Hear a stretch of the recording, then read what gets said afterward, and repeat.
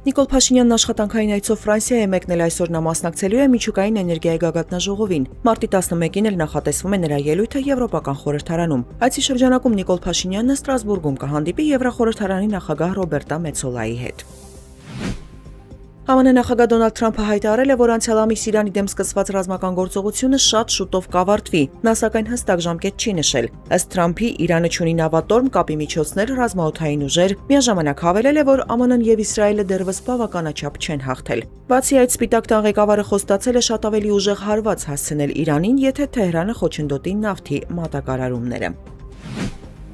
Իրանի պատերազմի մոտալուտ ավարտի մասին ԱՄՆ նախագահի մեկնաբանություններից հետո վերջին օրերին կտրուկ աճող նավթի գները նույնքան կտրուկ անկում են ապրել։ Նավթի Brent տեսակի գինը մարտի 9-ի երեկոյան իջել է մինչև $89 1 բարելի համար։ Այն ժամանակավորապես նախորդին գերազանցել էր $120 շեմը։ Դոնալդ Թրամփը հայտարարել է, որ նավթի գները հետագայի միջեցնելու համար մտադիր է ժամանակավորապես վերացնել նավթի հետ կապված որոշ պատժամիջոցներ, մինչև իրավիճակը կարգավորի։ Նա սակայն չի նշել, թե որ երկրներին է սա ուղղված։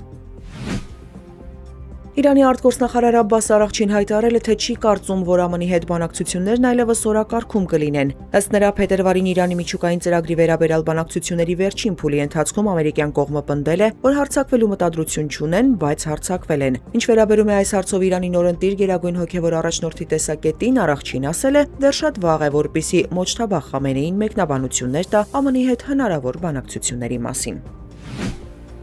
Առողջության ապահովագրության ներդրման առաջին 2 ամիսներին Հայաստանում գրանցված յուրաքանչյուր երրորդ բնակիչն արդեն օգտվել է այս բարեփոխումներից։ Հունվարի 1-ից մինչև մարտի 1-ն ապահովագրության շրջանակում բուժծառայությունների դիմաց փոխհատուցված գումարը կազմել է 18 միլիարդ 867 միլիոն 468 հազար դրամ։ Այս ցուցանիշում ներառված են փոխհատուցված դեղերը, հիվանդանոցային ծառայությունները եւ այլն։